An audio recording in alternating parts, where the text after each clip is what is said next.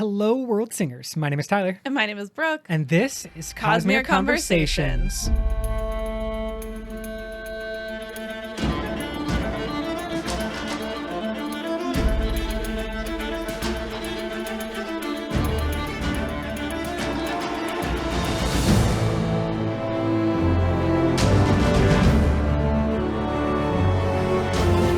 Welcome, all of you lovely friends. I am ecstatic because the lore caps are finally going on, real snug and fit. We are off to the races here in the Cosmere Conversations household when it comes to dissecting Wind and Truth and breaking down all of the new lore that we have learned. We have a bunch of episodes planned for the future, for the foreseeable future. We're going to be around talking about... truly the foreseeable future. It's going to be extensive. Brooke's been doing all of her note-taking. I have been making just fantastic theories off mic. Will I make them on mic? No one knows yet, not even I. So let's go on a journey together. I hope that we have our thinking caps, our lore caps, ready to go, because this is going to be a wondrous experience of at the beginning of the timeline, starting where we should at the start. And with that, we will kind of move forward through time, episode by episode, covering more of the backstory and what we learned from Wind and Truth until finally, sometime in the future, we will actually catch up with the plot of Wind and Truth and the characters that we know, and then, wrap everything up as Wind and Truth does with that epilogue with the new Herald. So this is all spoilers all the time, but first... we got to thank our patrons. Yes, we do, because they're the coolest people, and you can get early access to all of our interview episodes this year over on Patreon. Being a patron at the $5 tier or above, that gets you early access to some just really great conversations and more that we have in store coming up. Start us off, though, with recent additions to the Patreon. Brooke. Welcome to the Patreon to Benjamin A., Ashyn, Leon G., and Birdie59, as well as Colton M. We are so appreciative of you joining over on the Patreon, and everyone else, you are welcome to do so. But the most basic thing that you can do is rate us and review us on any of your podcasting apps, or go ahead and leave a review. All those things are amazing, but not as amazing as the beginning. I believe this is day 9, chapter 100, and we get the chapter entitled God. All caps, all small caps, whatever they're called, all caps. And it is the perspective of Tanavast, unlocking more lore in a single quarter of a Stormlight Archive book than we may have ever gotten before. And so a lot of what we're to be talking about today comes from that day 9 to day 10 in the actual book, but that's where we are going to be starting. Yeah, a lot of it comes from there, but we also get a lot of back history information from the visions, from talking to Wit. There are multiple different ways that Wind and Truth provides a lot of information about the sort of prehistory of Roshar that we have never heard before. So let's start before even the Shattering. I feel like so often we start Cosmere history at the Shattering simply because we don't have that much information about the time before that, but we got a little bit of it in Wind and Truth. So before the Shattering, when Adonalsium was whole and hale, we know that it created Roshar. Quote, Roshar had been grown entirely from equations as a grand testament to the divine nature of mathematics, a celebration of the intimate relationship between song, numbers, and art, end quote. Which is a lot of what we guessed from Right. the information that we had before. We kind of knew that Roshar had been created by Adonalsium. We knew that there was a fundamental basis on Roshar surrounding song in particular, but I think we've also speculated in the past that there was this kind of relationship between numbers and sound waves and music happening. And now we have confirmation that that is correct. Exactly. This locked it in as canon. The date, while it does have a little bit of, as Jafu taught us, a confidence interval, we're looking at like 12,500 years ago, roughly, for the time that Roshar was created. And we do hear that Roshar is considered a recent masterwork of Adonalsium's. That's coming from Tanavast. So somewhat recent to the shattering of Adonalsium is when Roshar is created. It's called a new creation. And we have another quote about the arrival of the shards and like what preceded them. And that is, quote, "Before Honor, Cultivation, and Odium arrived, Roshar was here. If a god still lives, I find him in the quiet breeze that dances with all things," end quote. Some interesting kind of color or character being given to Adonalsium there. That's another thing that I think is really interesting that we start to get in Wind and Truth. We get a little bit more kind of personality or relationship kind of information about who or what Adonalsium was, what it was like, what kind of qualities Adonalsium possessed in this time before the shards. And I think that prior quote is also supported by the phrase from the wind that this is Roshar, and here everything is alive and everything has a choice. That the quiet breeze that dances with all things is a little bit akin to the Force and like the Star Wars concept of like the Force is in all things and is all around us. And then certain people or ways of accessing that Force. That to me kind of feels like what Roshar is of Adonalsium. It's like it's all around. It is their whole essence that is just in every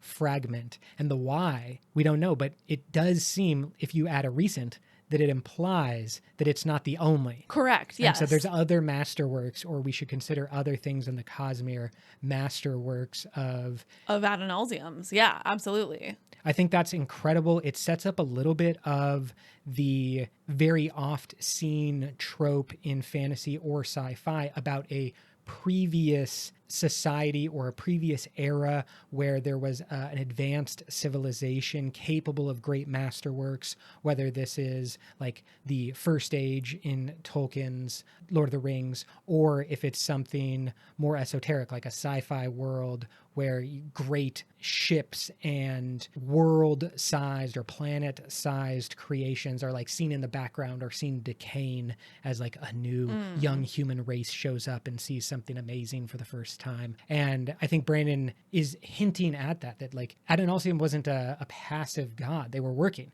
and we don't know the extent of their work, but one of their masterworks is the planet of Roshar. And on Roshar, there are beings that exist that were created by Adonalsium or through Adonalsium's power. We hear definitively that, quote, "emotion spren and wind spren came from the old magic," end quote, meaning from Adonalsium, from the magic that existed before the shards of Honor, Cultivation, and Odium. We also hear that there are 3 what we would maybe call big spren, larger spren that are created by Adonalsium, described as, quote, "3 powerful incarnations who had his voice, and many smaller ones representing aspects of nature and personality," end quote. So the nature and personality, I think, go along with those emotion spren and wind spren. So these kind of basic, fundamental things on Roshar get these spren.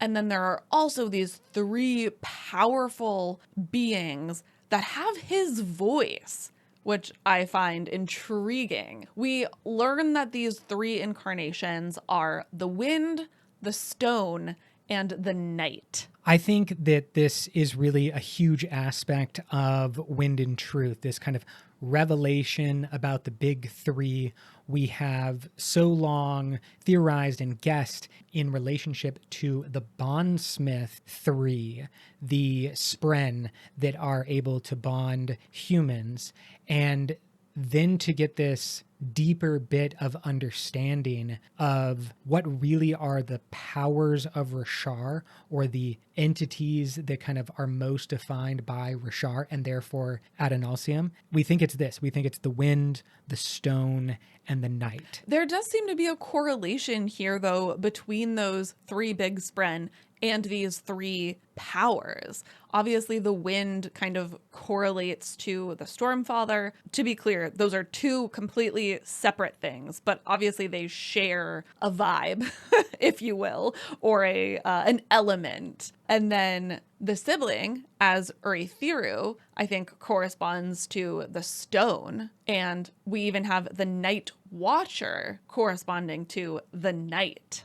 But we also think that those different things are separate Correct. entities. Yeah. I just find it interesting that there are similarities. Oh, 100%. I'm curious about how that works, how that came about, what the connections are. Well, I think that there is beauty in all things, but we have to remember that everything we see from Honor and Cultivation and eventually Odium is playing on this existing baseline and this existing foundation on Roshar. And while there is some creation, we'll talk about their specific creations, they're more innovators. They're happy to take what is already around. They, unlike Ruin and Preservation, who purposefully start everything from scratch. They build up their planets and the solar system, as well as all of the beings they are of Ruin and Preservation. Honor and Cultivation are doing something very different, which is they have like stepped into a self-operating orchestra and are then becoming the conductor. Maybe Honor more so becoming the conductor, and Cultivation infusing the music with more, but they are not necessarily fully creating. And so it's always interesting to see what they iterate upon. And yeah, we definitely think that they're iterating upon the night, the stone, and the wind in their eventual creation of their bonded spren. These three incarnations, as they're called, are also called shadows of divinity. And it's said that they have specific instructions, quote, to protect, to shroud, to nurture, end quote. We know for sure, we hear outright that the wind is the one that is chosen to protect. Presumably the stones, I think, would be the ones that are given the instructions to nurture, and the night is the one that is shrouding. I think what is most important about that quote regarding the shadows of divinity is actually the instructions part, just that they were given instructions. That there's an intent. Yes, 100%, like a capital I intent behind these three things, as if Adonalsium said to them, and by saying it to them, created a them that it could be said to. Like, he is all things, right, on Roshar. So like, if he speaks an intent, it also requires the receiving entity, the receiving force, to be around to receive that. Like, you can't scream in a vacuum, right? Because it's just a vacuum. But if you have someone else who can interact, but he also creates the someone else in this circumstance. So he is giving an intent to these forms and then bringing them into form. And that makes the basis of what we know on Roshar. So much kind of flows from that idea and that concept, I think, all the way down to when we get to Shallan saying reality is what I decide it to be. There is the concept of how much intent can I give and how much will that affect reality. For Adonalsium in this moment, it is 100%. You're like, he thinks something and it happens for them. Theoretically, Adonalsium would be the actual omnipotent, omniscient God. So yeah, I would say that's exactly Right. Interestingly, the singers refer to Adonalsium using gender neutral pronouns. They call Adonalsium them. However, Wit and Honor both use male pronouns for Adonalsium. I don't know if I think that Wit and Honor are correct because they actually interacted with Adonalsium and like they would know, or if this is a situation where Adonalsium as God is kind of whatever you perceive it to be, and because Wit and Honor come from a more patriarchal society, they default to male pronouns, or perhaps they don't even have like the concept of gender neutrality,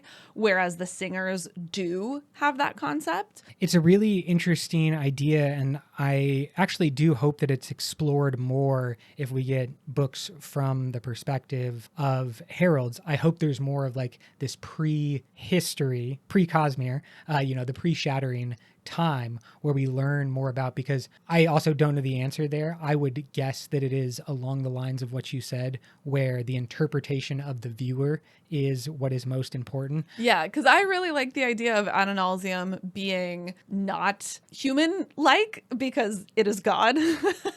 And therefore, like, I have been referring to Adonalsium using gender neutral pronouns, either like it or them. That's what makes the most sense to me. And so I was a little bit disappointed when I saw it being referred to with the male pronouns quite frequently from Wit and Honor. So we'll see if that does get some more exploration in future books. It could be a way of demonstrating the potential truth that there is a vessel of Adonalsium. Oh, right, which I also don't want to be true. Exactly. Rather than it is one thing that is whole. Yeah. And then maybe just like sometimes it represents itself as an avatar. Maybe there is a vessel and that is something that Hoyd and Tanavas know. Totally. And yeah. therefore, there's like another explanation, or could be other explanations. Absolutely. I do think that the power of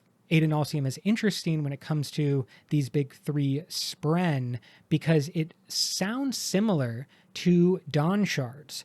Yeah, I was thinking the same thing. Are said to be the commands of God. I actually don't know if it's 100% certain that it is Adonalsium who created the dawn shards. Yes. Or if it is still debated in any ways. I think the most popular theory is that Adonalsium created the dawn shards, and then the dawn shards were used to destroy Adonalsium.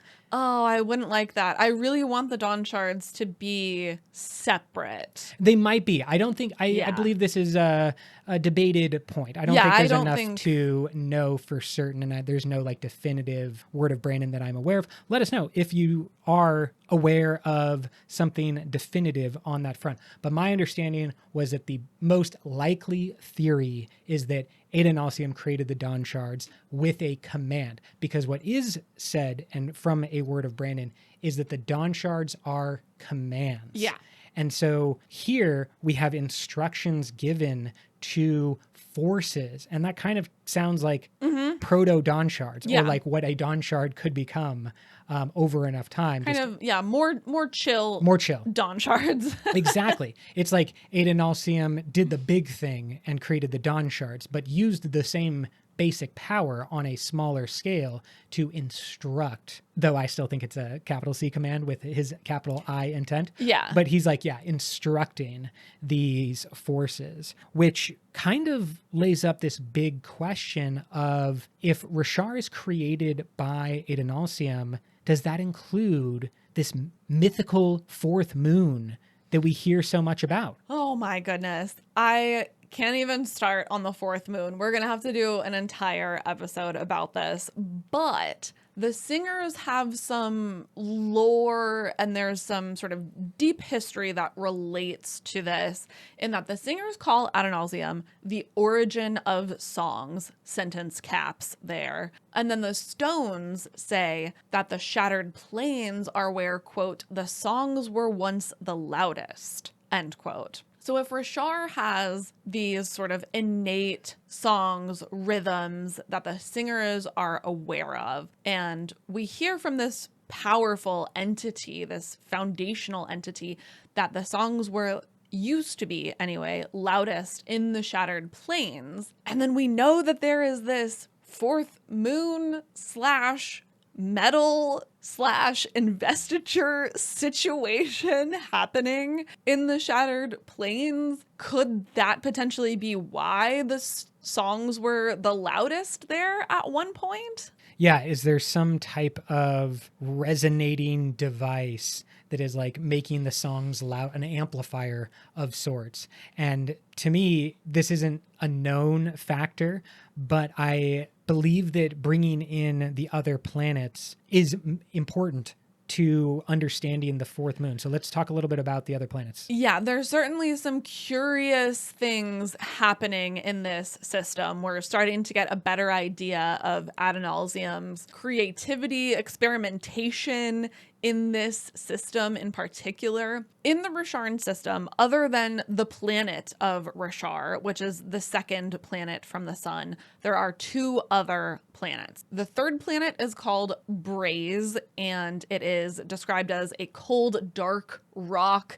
It can barely support life, and it has a core of a strange metal. That metal attracts investiture and therefore souls, which are made out of investiture. I'm curious if this metal is like a racium, but seemingly not. I guess racium conducts, doesn't necessarily attract. It's really hard to tell where electromagnetism starts and investiture begins and vice versa, because the question of metal definitely seems to be on the table. And certain metals are magnetic and can be used to attract other types of things. In this case, it seems to be investiture. We want to say that this is something that is maybe not innate to Adonalsium's original creation, but we are not at the point where this is of Honor and Cultivation's creation. This is separate completely from Honor and Cultivation's power and eventual deal with Odium. I think they are using this mechanism to ferry and shuttle the fused as well as the heralds' minds, cognitive selves, over to Braze. Correct. In between desolations. Yes. But they don't invent that link. Correct. We think that it predates Honor and Cultivation. Yeah, Honor talks about this when he first comes to the system and kind of checks everything out. He notices this property of Braze initially. So I think it's pretty safe to say that this did come from Adonalsium. Is the metal Adonalsium's god metal? Adonalsiumian? Love it. Always go in for the naming of the god metals. Because it does seem similar to the core of Canticle, does it not? I absolutely see the parallels to Canticle. It's part of why I'm like a Sunlit Man after Wind and Truther. This is my coldest of takes. It's like, this isn't a great take or anything, but I just think that the Sunlit Man makes even more sense after Wind and Truth, because you get this introduction of Braze and its weird metal properties, and then you learn about another planet. Theoretically, in my mind, I read it opposite, but that's kind of like how I saw it. So I see huge parallels to Canticle. Because then also with the fourth moon slash metal that we don't know a whole lot about, but it seems to impact the Chasm Fiend's pupation. Absolutely. Because of an investiture flow type thing. So I could see that being a similar property of that metal, which is why I'm thinking maybe this is an Adonalsium thing, like hallmark, that it's going around putting this special investiture attracting metal in all of its planets. Well, what would you think about this? A balanced, perfect system done by Adonalsium's creation that was, because I'm trying to tie over to Canticle. And the key thing about Canticle is that it is a multiplier, that you put less energy in and you get more energy out. Seemingly, you take one soul and it becomes a 200x sun heart that has more power than one soul would theoretically provide. And that's done because of the interesting properties of Canticle. Well, I'm pretty sure what's happening is the sun is invested, and the core of the planet attracts investiture. And then it goes through a soul. Yeah. When it's, hitting a person who is out, and their sun heart becomes more infused. It like opens up to the natural spiritual realm energy that's coming from the canticle sun, or whatever the actual process. But it brings that energy in through the soul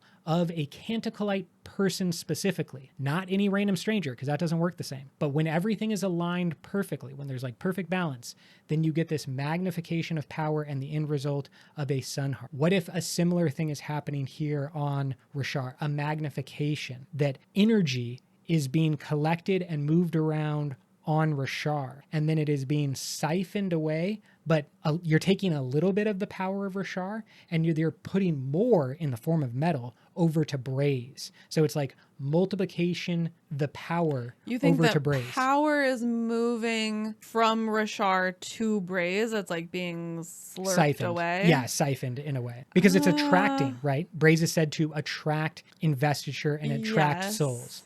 And so like I see that a little bit like magnetism. Well, I think we would then see Roshar becoming less magical over time. Like, do you think that it used to be more invested and it's now less invested because Braze is taking away its investiture? I'm not saying anything about what it is now because so much has changed from the original design. But Braze is still doing the same thing. It has the same property. It definitely has the same property, but there now might be new shards who are adding investiture to Roshar in like a way that was not necessarily intended.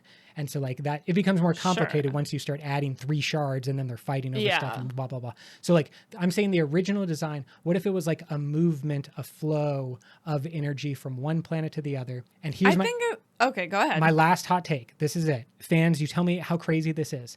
But I am imagining a situation that is also possible where it was a violent crescendo of Roshar's creation, that it slammed into another planet in the system. Oh, sure. And it is metal left over on Roshar from Braze. So it like all should be on Braze technically, but a huge chunk was like slammed into Roshar and left behind on Roshar.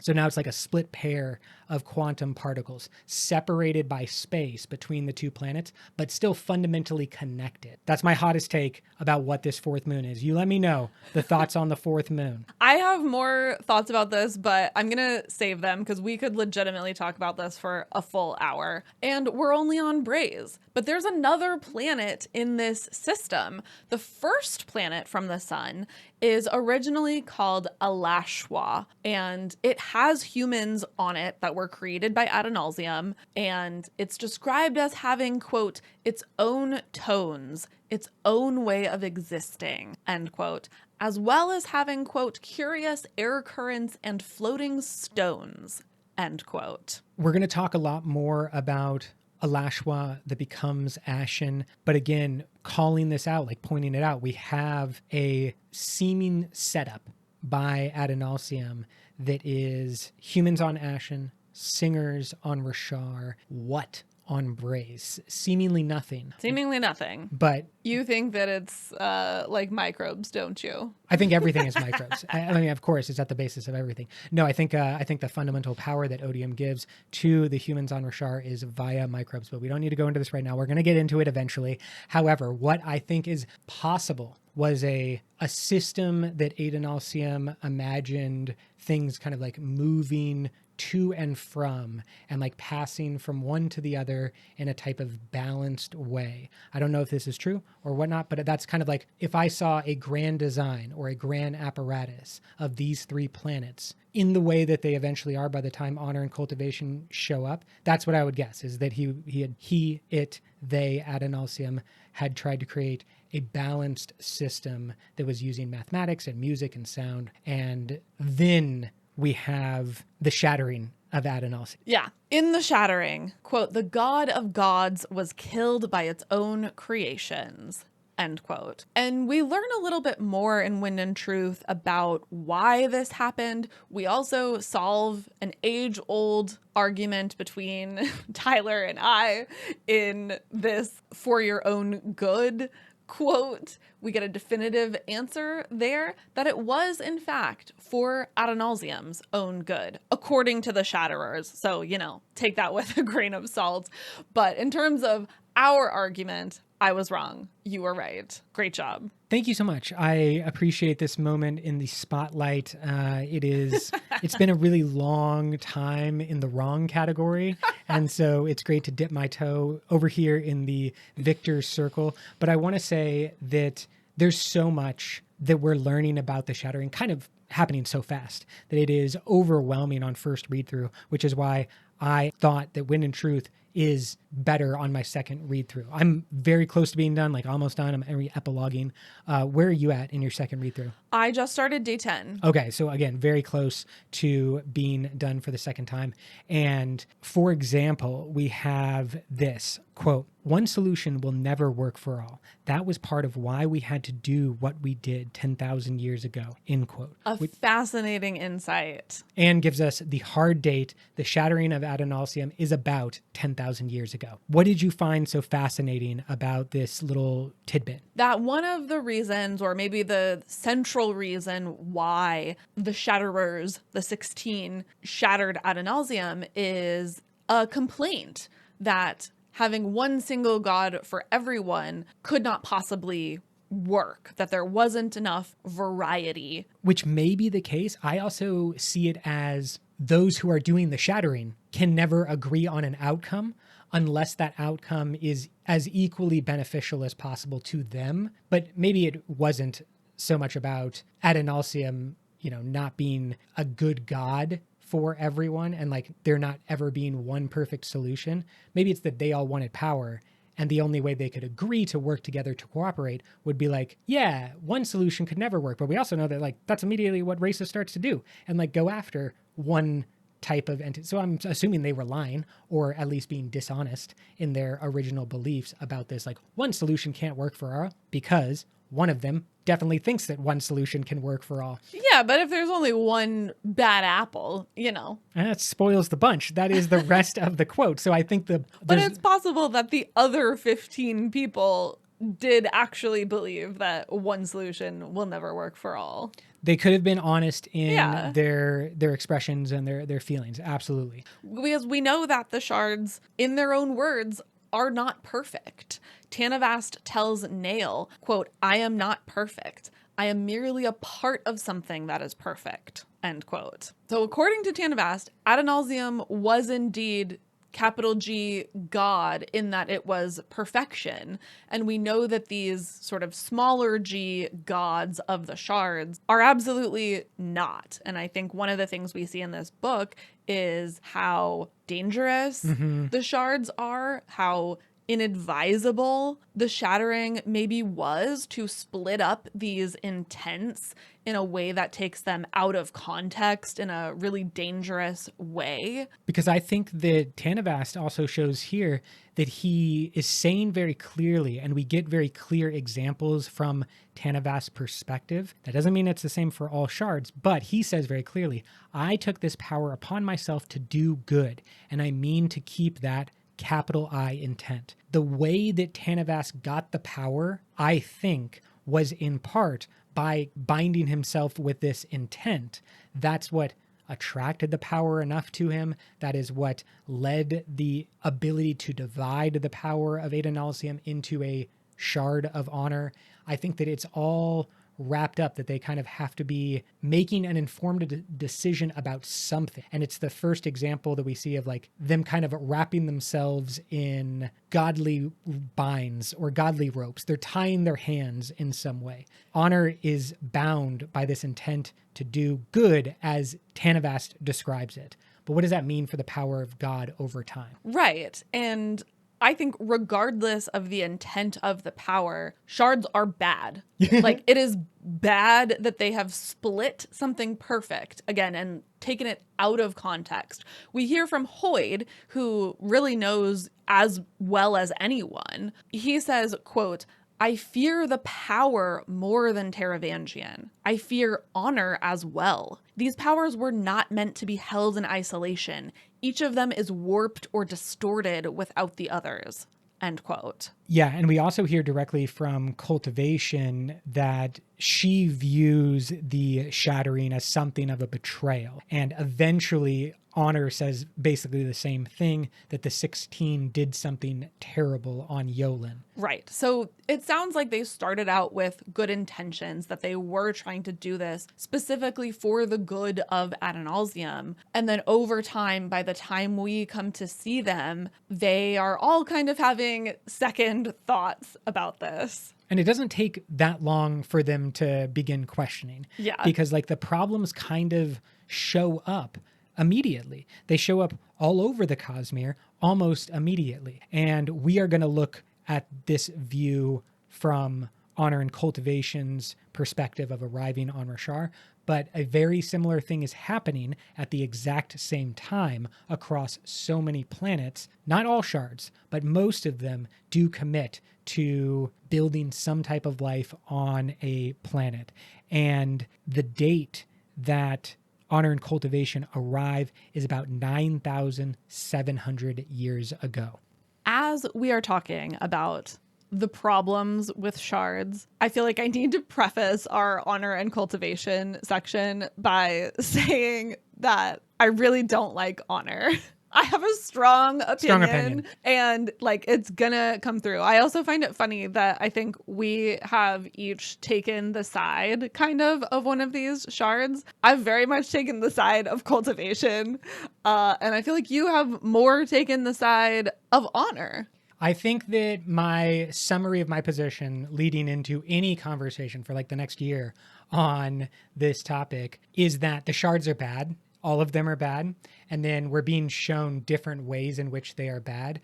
Odium, retribution, like that's a more clear and obvious bad. But I also think that we see a bunch about how honor is bad. We see less about how cultivation is, I would say, bad or good. And that's where I think we will have debate or where our line is drawn. Because I would say when we have this agreement to shatter, I do think that that was bound with intent and bound with rules. And then honor's the one that has to most follow the rules. Absolutely. By being honor. Because of, the nature of his specific power.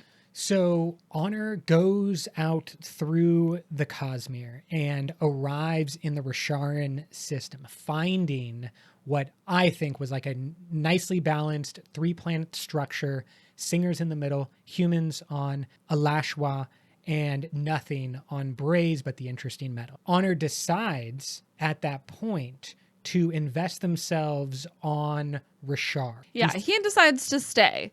He is like, wow, this seems great. And look at these cute little singers. They miss their god. Like, I'm going to stay here and be their god. Cultivation shows up and they've had a little love affair in secret. Tanavast calls her, quote, the beautiful dragon heretic of Yolen. Yeah. End quote. Sorry for cutting in before your end quote, but I am very intrigued by calling Corvellium Avast the dragon heretic of Yolen.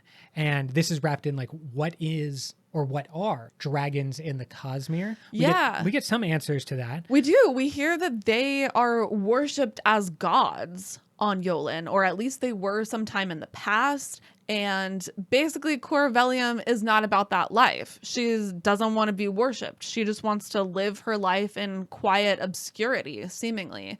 So she shows up. They're like, my love, I'm so happy to see you. I'm so happy to see you too. This is so, against the rules. It's definitely scandalous. Sexy. Yeah, it's very scandalous. They are doing something they shouldn't be. They're Romeo and Juliet meeting late at night, except over in Roshar, and just being like, we're such bad people. And in reality, I already imagine them like 42-year-old married couple for a while. Like they're pretending that they're young and hip. Oh, if anybody's seen Modern Family, think Phil Dunphy and Claire Dunphy. They think they have on this Valentine's Day. Yes, exactly. They think they have a secret edge, but in reality, they're just kind of like homemakers. But I think there is legitimately an element of they were not able to be together before, and this is their chance to be together. We hear this exchange, quote, "She swept up from behind, embraced me with arms like the sky.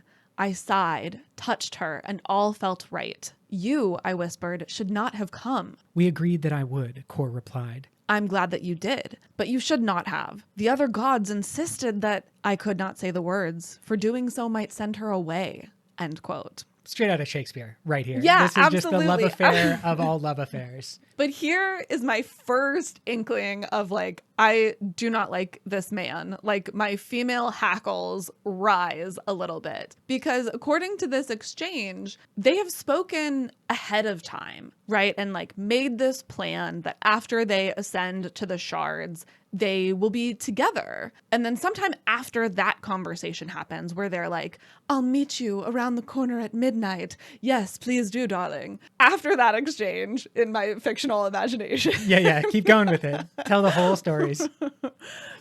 They go to, a group meeting of the 16 and other people in this group are like, hey, I think everyone, if we're going to do this, we should probably like not be together. Yeah. And let's actually make that an agreement among everyone in order to take the power. Do we all agree? Yeah, they're like, does that sound good? Yeah. And Kor and Tanavast are like, ooh, I guess. But like, they raise their hands. They raise their hands. Yeah. Yeah. They're like, sure. Yeah. Totally. Kor obviously is like, my man told me that we were going to be together. So we gonna be together, right? Like you did not tell me at any point that you no longer wanted to be with me. So yeah. She shows up. Of course she shows up. She's wonderful. I mean, I do not fault two people in love, especially who are kept from displaying that love or whatever, wasn't societally appropriate, or they were just too separated by time and space. I don't know what their specific relationship problems were, but they couldn't do it in the past. And then they could. Why not celebrate that love? And the answer, folks, is because they're holding the powers of God. And this first introduction of their love affair has written in it the eventual demise. Like it is their beginning, it is when they are reunited, and it also has their destruction. Because honor cannot break rules. And the existence of Kor in this system is a broken rule. But he also doesn't tell her to go away. Definitely not. This is like a classic, he wants to break up with her, but he doesn't actually. He's like, no, totally, we can be together. And then just proceeds to be a pretty crappy partner, to be honest. And it's like, just do it, man. Just break up with her. Which is what I think happens with every one of these vessel and shard combinations. The biggest problem, this isn't even the problem that we've already introduced, but an even bigger problem is that they are of two minds. At minimum, they are of two minds. Yes. They are power and they are person. And Tanner is a person. Corvelium Avast is a person. And they pick up the power of a god, becoming a shard. Now, Tanner renames himself Tanavast to sound cooler, I guess. I don't think Corvelium Avast changes her name. He just wanted a godlike name. Her name is already a godlike name because she is a dragon that is intended to be worshipped like a god. Sure. So I'm guessing that he just adds the Avast. Yeah, maybe it's his married name. Oh, that's actually cute. But yeah, that's kind of what he renames himself Tanavast as the shard holder. And at that point, in my mind, all prior bets are off because you have to update all former contracts, be they relationship or written contracts, with the new information of That's fine. But you have to tell them. You can't just ghost them, which is exactly what he does. Well, and then she shows up and he's not going to say no because the act of him speaking the words that might send her away is not something that he is capable of doing, I think, as a person, as Tanavast or as Tanner. I don't think he can ever do that. But the power is demanding that he does that. And he shouts down the power. And this is the first kind of like example of the problem on display for Tanavast. I think it's on display for all gods or will be part of all gods' story.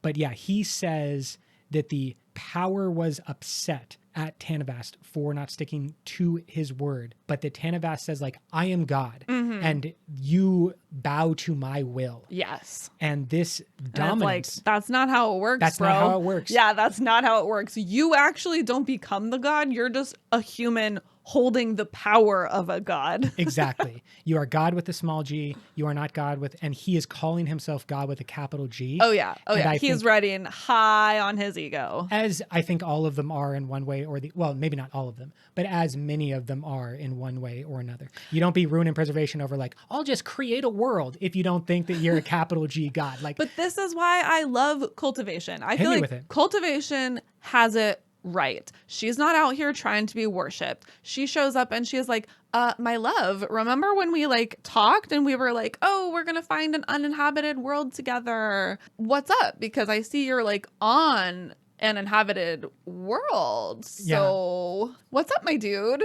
And he's like, I know. But look at how cute these little singers are. They're so sweet. And we killed their god. And we can't just abandon them. I love how you're playing both sides. I feel like if you're going to play, then I should at least be able to play Tanavast on the other side. Because you don't want to end up hating me. That's the actual like true story. If I play this role too accurately, if I'm too good an actor, you will actually hate me. Yes. Okay, so I think that what you have said is absolutely correct. That's how it plays out. That Tanavast has fallen in love, A, with being a god, a bad thing, and B, with the singers themselves. And he's not sticking to his word with Core. So just 3 bad things. 100%, because all of those are pulling at his attention, fighting with his power in some way when he's like going against the power, when he's going against any deal that he makes, any promise that he makes has some type of extra binding principle that the power doesn't think that is what's happening at this point, though. He's just like, oh, I want to be here. I want to be a god. He does want to be a god. A god is an attachment to an ego, right? Like, I am God because I am Tanavast, like almighty, mighty and powerful gods. Yes. Like, that's his moment in the sun. And he's been given the opportunity of like, both is good. He gets to have Core. He gets to have the singers. All he has to do is say, be a terrible human. Well, he just has to say, I want this. And because he is lowercase g God, it happens like 9 times out of 10. And he just takes advantage of how much Core loves him. I think that's my biggest problem. He's just constantly taking advantage of her, and she's just out here trying to be a good person. So anyway, that's our hottest hot take between the two of us. Yeah. Because I think there's some, gender dynamics that are being written into this relationship. And then the potential, as we said, of like falling into either of those things is very strong because that's like what Brandon is writing about. I do think it is a complex relationship. What I will always be introducing in the background is that everyone is equally at fault at the shard level. They are all in the wrong. They are all doing a bad thing. And I think Core going to Tanavast or the Rosharan system is also as much a problem for violating the vote that they all took together as it is for Tanavast. And then the power of honor makes it worse for Tanavast. Yeah, she does 1 bad thing and he does like 10 bad things. Well, I think that she is also convinced because her power is influencing her as well. You might be 100% accurate for the woman, the person, Corvellium Avast, but as soon as there's the introduction of the power of cultivation here, I think cultivation, the power, hears this pitch from honor and goes, that's going to be easier to cultivate. That is something that appeals to me. And then maybe not as direct as the conflict between power of honor and Tanavast, but in a subtler way, I think the power goes, yo, Core, you love this boy. Just stay right here. I think actually that's probably your most convincing point that you've made, that it is probably more attractive to the power of cultivation to be on a planet or a system that has something existing to cultivate, which is kind of the definition of cultivation. She's not invention. Exactly. Versus being invention and creating something from scratch, which is kind of more what Core actually wants. So that's a great call. I really like that you bring up that particular tension within cultivation. So the two shards compromise. They decide to stay on the system. Cultivation is like, I'ma just hide and not interfere. And then Honor is like, I'ma be a god. Cultivation feels instinctively drawn to the song of the night, and Honor feels instinctively drawn to the song of the wind. We don't really know why or what that means, but it is something noteworthy. I do think it's noteworthy. I think that the attraction of different shards might actually hint at like what piece of Adonalsium's power they got. Because it's Adonalsium's song, right? Or it's like him playing with the fundamental forces of mathematics into song. Yeah. Sometimes you're hearing a song and you really vibe on the first part, but you don't like the chorus, or you love singing the chorus, but you hate the spoken word intro that, begins the thing, or whatever. There's different vibes and different beats that you can be attracted to. And I like the idea that they were naturally attracted to different parts of Roshar. It also kind of makes me wonder if Odium is attracted to the stone, because that's the one that's not, occupied. It's curious because I would expect cultivation to be more attracted to stones. Seemingly the stones would be the nurture intention, which seems to align with cultivation. But instead she is drawn to shroud of the night. I don't know what that means, but it is a little bit counterintuitive for me. I understand that Yeah. counterintuitive nature. It could be that, again, this is power versus person. Yeah. And Corvellium Avast, as a heretic, one who didn't want to be worshipped, Right. likes that part of the shroud. Like she wants to shroud herself. Yes. And is drawn in that way. But the power may have actually been more attracted to the stone, which is eventually like how the sibling gets created and some of their other creations. So let's talk course. about their creation. In his role as God, Honor teaches the singers how to use the songs of Roshar to shape the stone. I believe this is called stone singing,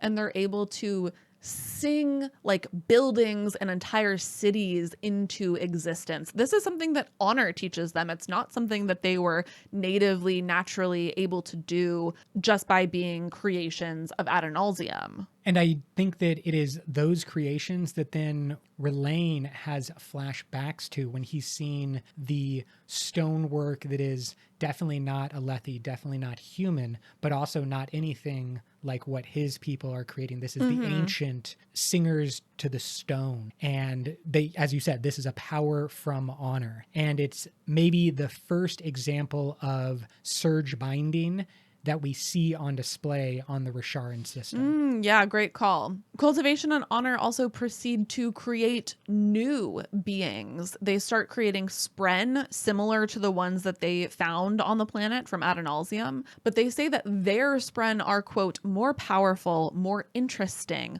more self-aware, end quote. And those are not the radiant spren. This is in between the natural spren of Adonalsium and the radiant spren. That's going to come later. Correct. This creation of new spren, I think, are the emotion spren. Well, we know that some emotion spren already existed, but I wonder if it is similar to Inside Out 1 versus Inside Out 2.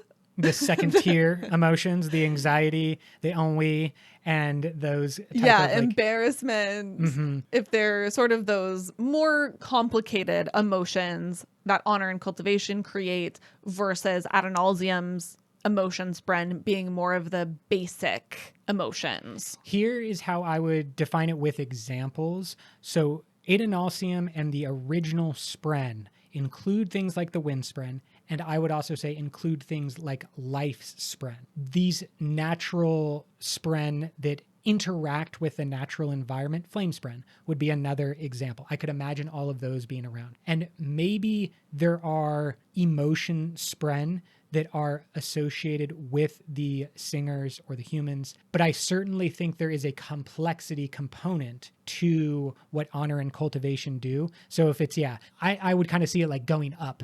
The Inside Out characters, are they subtypes or are you building a pyramid on top of? Because that's kind of how I view it. Like you have these Adonalsium spren, and then they're building a pyramid upwards, which takes like more pulleys and gears and, interesting things to like lift rocks higher and higher up the side of the pyramid. Yeah, I mean, we don't really know. They don't say exactly what they are, only that Honor and Cultivation think they're better.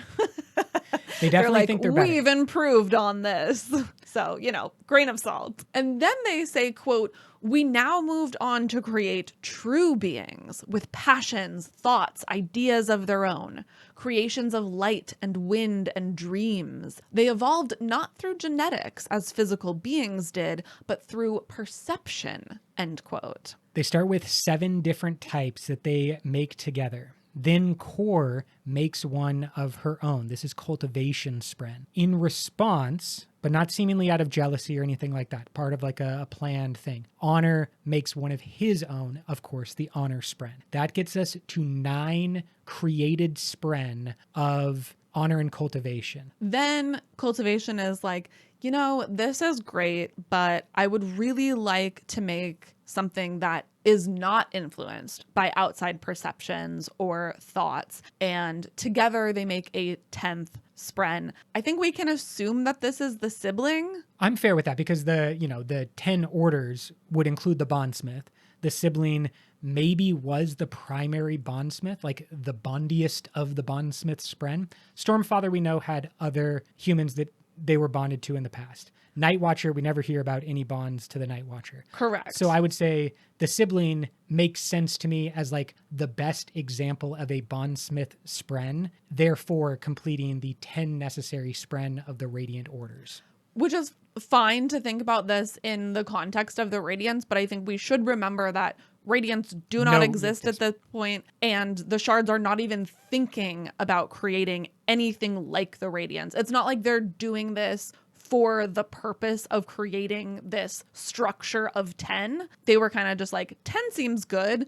Honor likes round numbers. Yeah, Honor definitely likes 10. Let's make these things. So just a reminder on that. There may also be connections to the Unmade. We still don't know specifically about what the Unmade are, but there are 9 creations of Honor and Cultivation before the sibling. Yes. And there are 9 unmade. Maybe that has something to do with the bondsmith, like never counts. Sometimes we hear that like Honor's truest surge isn't useful to Odium, so maybe he just like couldn't touch that one. I mean, it may just have to do with numbers that the shards like. Definitely. And 9 seemingly is of Odium, and 10 is something that Honor likes. Yeah. Meanwhile, Odium is going on a rampage. So while Honor and Cultivation are having their cute little playing house in the Rosharan system, Odium is just destroying things. He first goes to Devotion and Dominion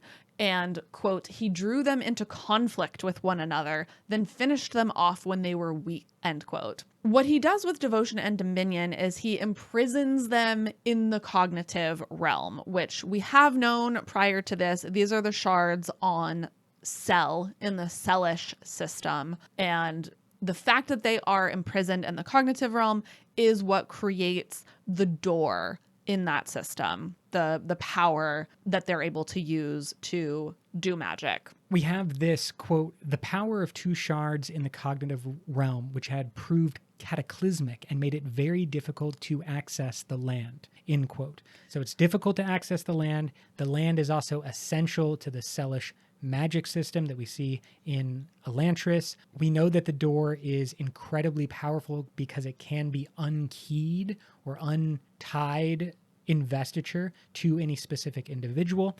And we see those like vats of unkeyed door in the Lost Metal. And that's all started almost immediately, like within the first 1,000 years of the reign of the shards is this conflict between Devotion and Dominion. Yes, and Odium thinks that perhaps doing this cognitive realm imprisonment will prevent that power from coalescing into something that can resist him. So this is his first attempt. He's like almost trying to be nicer than he is later, where he's like, oh, I'll just kind of stir the pot a little bit, make these two shards fight each other, and then imprison them, put them somewhere that they can't get in my way. But I don't necessarily need to kill them. He learns that that is perhaps not going to work because of the complications that it brings about. So when he goes to ambition, his second attempt,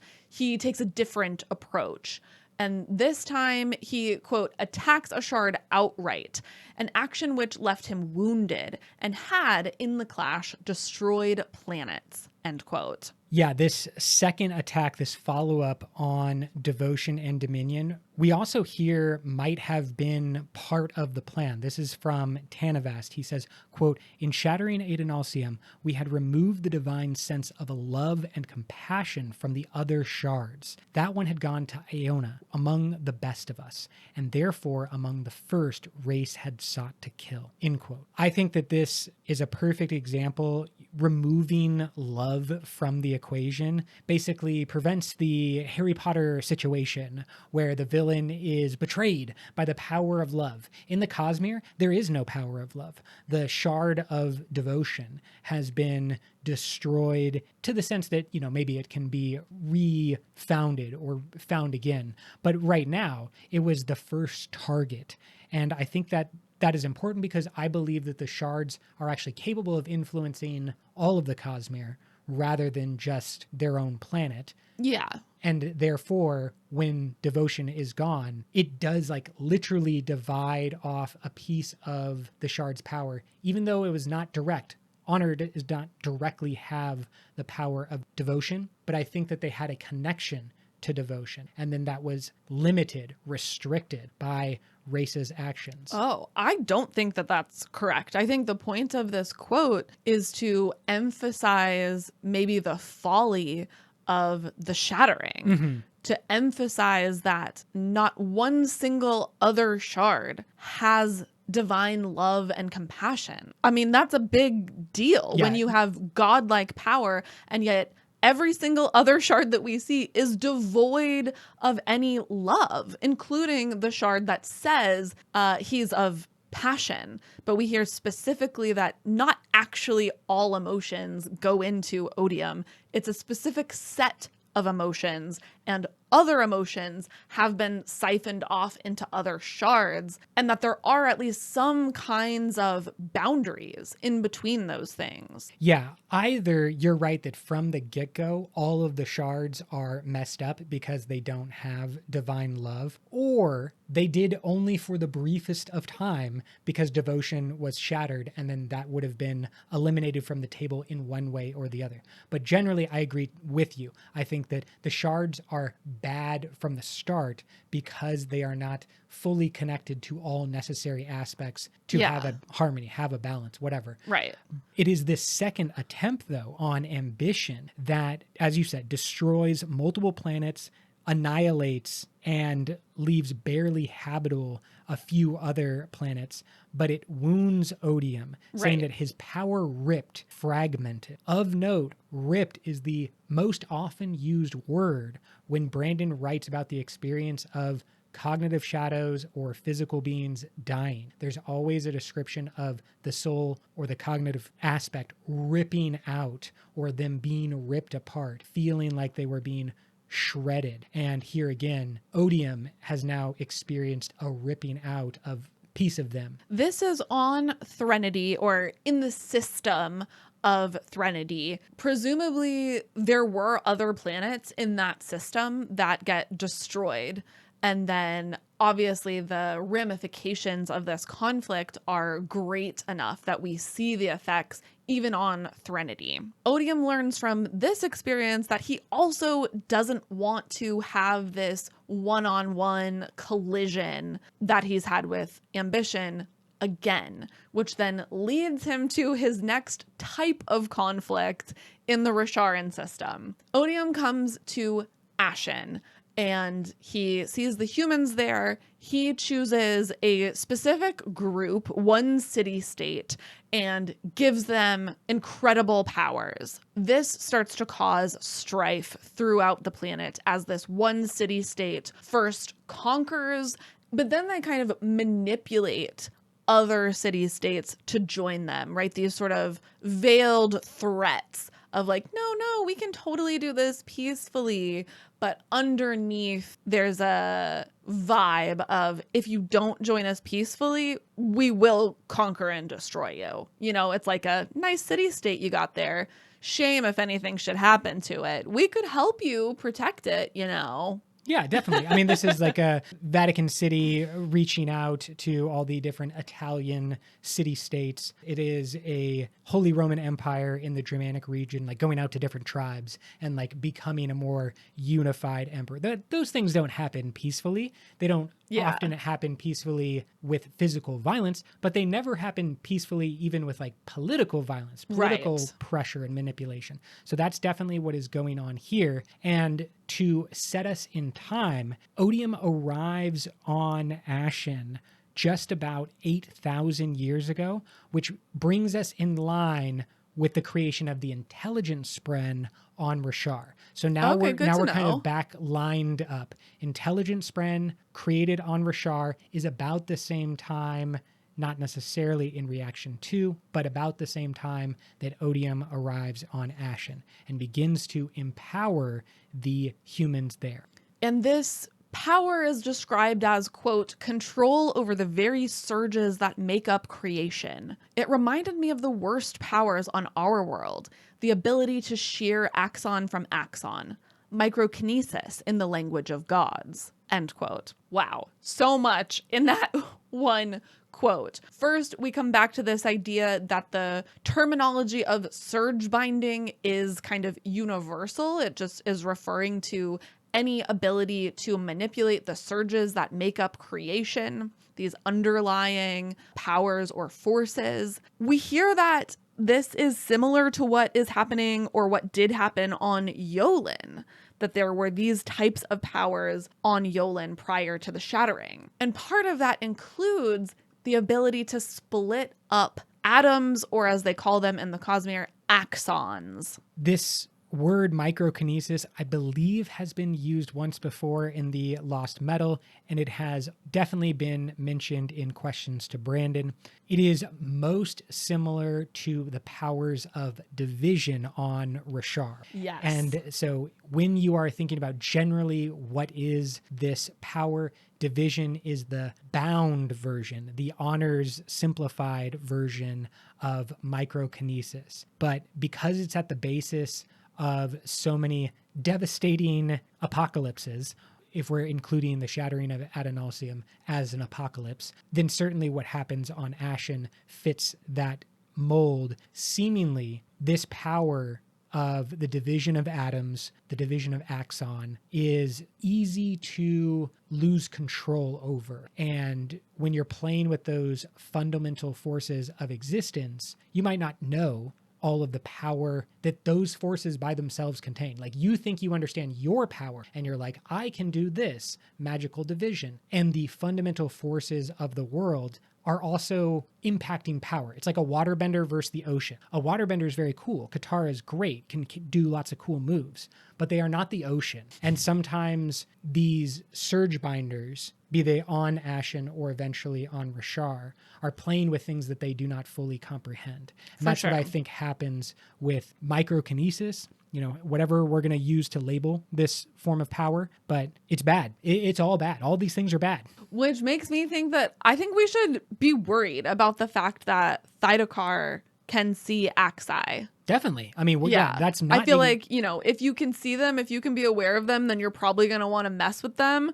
And that's when the bad stuff starts. Also because we know that he wants to become Mistborn, and he is not. And so he's looking for avenues to power. And now he can see the things that are most fundamental to power across the Cosmere. Right. Because it's somehow mixed up with, like, there is energy potential in an axon, and energy, matter, and investiture in the Cosmere are all the same thing. So he's looking at sources of investiture. If only he can unlock it. Exactly. And so, like, a normal Mistborn might have all of the power, but they can't see Axai. So there's at least some type of stopgap, in between them being able to manipulate them. But with Thydakar, if he can already see Axai, and then I think it's pretty safe to assume like he will regain his Mistborn powers at some point in the future of the Cosmere, then I think we're really in trouble. I think that he might hemalurgy himself Yeah. into a Mistborn. Yeah. I don't know if he will like take Lerasium and become an Allomancer, but there's lots of possibilities with Thydakar. I agree. He could become an entirely new thing, a thing that is not technically Mistborn, but is using the forces of Axai in a way that kind of mimics, because his specialty, his thing that he teaches Vin is pushing and pulling. Yeah. Like that's his special skill. She goes around to everyone and comes over to Kelsier to learn pushing and pulling. And now he can see the things that are most important to push and pull apart. And then he's going to push and pull and rip the world apart. Yes. That's my foreshadowing. That's my prediction for the future of the Cosmere. Well, that is seemingly what happened on Ashyn, is that they started messing with these powers, this push and pull on the Axon, and then they did something akin to what Oppenheimer and the Manhattan Project feared was a low percentage chance possibility of setting off the first nuclear chain reaction, was that the chain reaction doesn't stop, that it ignites the very atmosphere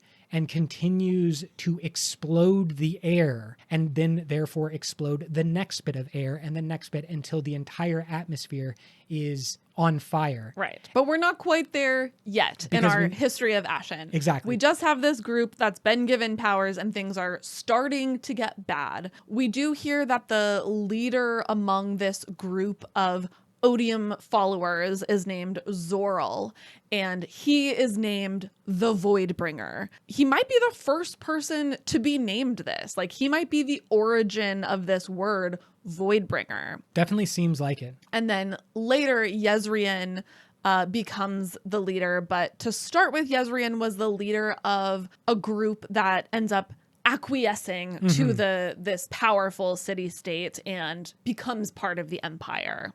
Definitely. He is on the side of the Surge Binders, Yes. on the side of Odium, and part of the Empire. He will eventually become its leader, assuming, after a lot of death. Yes. When Honor kind of shows up and sees what's happening on Ashyn, he pokes around a little bit and he's able to see or read in the power with his god abilities that Odium is attempting to train an army for his eventual Cosmere takeover. So through his experiences with devotion, dominion, and ambition, Odium has learned that there's not a great way for him to attack shards directly. So now he's going the Cold War, proxy war route. Exactly. And starting to build up the people on Ashyn to fight, to gain experience in war, to gain experience with these incredible powers, with the goal of eventually sending them out into the Cosmere to conquer. Which is important because that actually kind of sets up the fundamental belief of the Vorn religion. Yeah. This idea that you are being trained for an eventual fight with the gods in the Tranquiline Halls and beyond. And like whatever you do in this world is what you're going to do forevermore. That's exactly what Odium is kind of seeding into the Rosharan system, is that like, I need you to train for the war that's going to come forevermore. Yeah. And eventually Honor starts to play into that as well. But it starts with this first seed of Odium. So Honor sees this and he's like, whoa, what the heck, bro? Because we should also say that Honor already does not like Raysa. Tanavas does not like Raysa. Correct. Yeah. Thank you for that correction. Tanavas and Raysa have had a past where they were rivals. We don't really know if they were political rivals or what sort of form that took. We're not going to mention the most likely. These are sexual rivals going for Coravellium Avast. I don't think that's correct. It is a throuple that is playing out on the Rosharan system. This is a long-held third part to Romeo and Juliet. In Romeo and Juliet, there is Paris, the guy that Juliet is supposed to marry, and Romeo's the one on the side who's just like, hey. And the Leonardo DiCaprio who shows up on the Titanic and swoops down on that annoying rich guy and takes Rose dancing and stuff like Tanavast, in my mind, is the young upstart who like steals Kor's love away from Reza. I think they're sexual rivals. I see some of that, but I think it's more of like a class, just the class warfare. I don't see the romance angle. It's never mentioned. Let me just be clear. Like that's not mentioned. This is all of my headcanon. Yes. But I do think a class distinction might be very important because I think Tanner is subservient to Reza, maybe in the hierarchy. We do hear hints of that. Which is why Reza is so purposefully saying Tanner and why Tanner says, I'm Tanavas now. Yeah, exactly. Because he's trying to level up his station. Tanavas, you're cool. We love you all. I think maybe for our patrons, we're going to need to do like a drunk history of Roshar. Oh, gosh. All right. If you want it, let us know. Because, we've already done like more than an hour and a half and had so many of these conversations off mic that we could easily do that. It just requires the alcohol portion. For the record, we're only on Roman numeral 2 in our outline. We have more Roman numerals, also for the record. I hope you're in for the long haul, people, because this is how deep that we want to go. I think this is fascinating. I mean, we have this specific breakdown that I love. Tanavast, the power of honor, go to Ashyn. See this conflict and see the future in a very clear way. And then Tanavast says, quote, I should have returned to Kor to discuss it, but I was a god. Should I not already know what was right? What need was there to discuss? End quote. Again, red flag. Ladies, if your man is not discussing important decisions with you, leave him. Or at least have a discussion. Have the discussion first and determine the seriousness of this. Yeah, but again, I really do not like Honor. He is in a situation where I don't know what force is making the decisions. I never know. Like from the very beginning, I don't know who's in charge. Tanavast says, I'm God, I'm in charge, and forces down the power of honor. But I kind of think that the power of honor can influence decisions directly and indirectly. And it's not just like a breakdown. So when he is saying, I should have returned to Kor to discuss it, I think that's Tanavast. When he is saying, what need was there to discuss, I think that's the power of honor. When he's saying, I'm a god, that is in some way the power of honor and Tanavast combined. I don't think so. I think this is all Tanavast. It's his ego. It is this guy kind of knowing that he's like in over his head and he's like struggling a little bit with this, as you said, divided mind situation and not asking for help. So again, people, men would rather start a war on Ashyn than go to therapy. Yeah, absolutely. 100%. Podcast over. That's it. Like that's all of it. Problems. I get so upset when I think about honor. But then we have this, because my point is not that honor is good, for the record, but it's that all of them are bad, because we have this, quote, Kor wasn't a pacifist. I'd seen that personally, but her way was not direct confrontation. She was a dragon, trained as a god before our ascension. Her way was with careful, subtle nudges. End quote. Which seems better. That's better. It seems better. It seems like what Hoyd said about being the one who is walking down the hill, watching the boulder and pushing at just the right moment. Exactly. Just a little bit. And I think it's noted here as well that she has some training with a type of power. She has been in a position of power, of being worshipped. And so she has some type of experience. And with that experience, she is smarter. She is wiser. She knows that the way is not to, be swinging your big dragon tail around, messing stuff up. I'm glad you went with tail. Thank you for keeping it family friendly. Yes. It's to chill, watch for the right moment, and just gently influence things the way that you want them to go.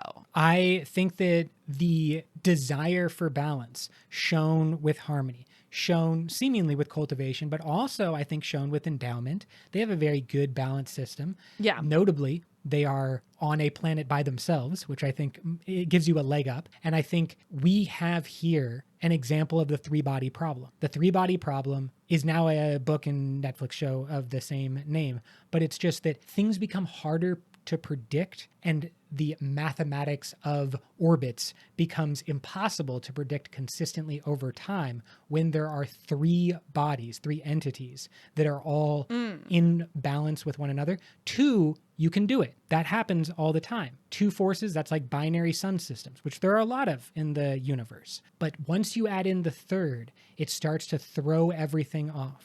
I feel like that's interesting though, because you also have like a three-legged stool. If you take the third leg out of a stool, it just falls over. Oh, so yes, that's of course. the You have opposite. a trinity or the Yeah. trimertry. You have all these examples of three Right. being stable Yeah. and actually two being not stable. It's a difference of philosophical opinion. But in mathematics, I promise that the three-body problem is a real thing that like underlies or has underlying mathematics regarding the orbit of Heavenly bodies. heavenly bodies. Got Yeah, it. big things. And then Okay. it's a question of, does that work on different scales or whatnot? Yeah. But in this case, we have Cultivation's way, we have Odium's very direct way, and we have Honor the reactive way. Right. So Honor shows up and he's like, well, I can't stand for my rival to be doing this on this planet. I have to get involved. Obviously, I had no other choice. Me, Honor, no choice. I have to be involved. So he creates a resistance force. He approaches another group on Ashyn and is like, hey, you want some power? I'll give you some power to fight these guys. This happens to be a group led by Makabak, Nail's uncle. Makabak and eventually Nail are the genetic basis of the Makabaki people Correct. on Roshar. That means that they have darker skin than most other people on Roshar, and certainly more than the Shin, which is a completely separate group. We don't know enough about the history of Ashyn to know if there are racial elements to this, but because of the city-state design, you can just imagine that Makabak's people were all part of the same city-state, and they were members of the resistance that then Honor approached to give additional surge binding powers. Right. So they start this kind of Cold War between Honor and Odium through the city-states. And eventually the conflict between Odium and Honor's forces results in the destruction of the planet, which is then renamed Ashyn as a nod towards its destruction. The destruction of Ashyn happens about 7,000 years ago. So we have arrival of Odium about 8,000 years ago, and then destruction of Ashyn after about 1,000 years of Odium's presence. Later, Chana puts some of the blame for this destruction on Tanavast, I think rightly. And she says, quote, "You brought war and death to our world," Chana said. "I brought truth, and the truth brought war and death," Tanavast replied. End quote. This is one of those like realist perspectives on war, a Machiavellian type of approach. We assume, brought the quote unquote truth that Odium was an interloper who had arrived and empowered the ruling city-states unfairly, unjustly, and used that as his in with the Makabak people and empowered them as the resistance force. Now, what Chana is saying, whatever you did, Yeah. you destroyed the planet. Yeah, it doesn't matter. Yes. It doesn't matter. Like the outcome is the important part. And Tanavast is just really being a dude on the internet here, being like, well, I'm just saying, I was doing the right thing. So I'm just saying is what I was just saying. yeah. Can't take a joke. No, the planet's on fire, Tanavast. We are no longer joking. And Odium actually agrees. They do have a moment when their god forms appear next to each other, and Honor is like holding a dead body, and Odium says, "That did go too far," Yeah. and then vanishes. But we all know that like it's about to continue. Like this didn't go too far and then that's the end. We are just moving venues. Yeah, it went too far because he didn't intend for the planet to be destroyed, because the whole goal was to have this petri dish of his army. Yes, the And training he mechanism. can't train an army if they're all dead.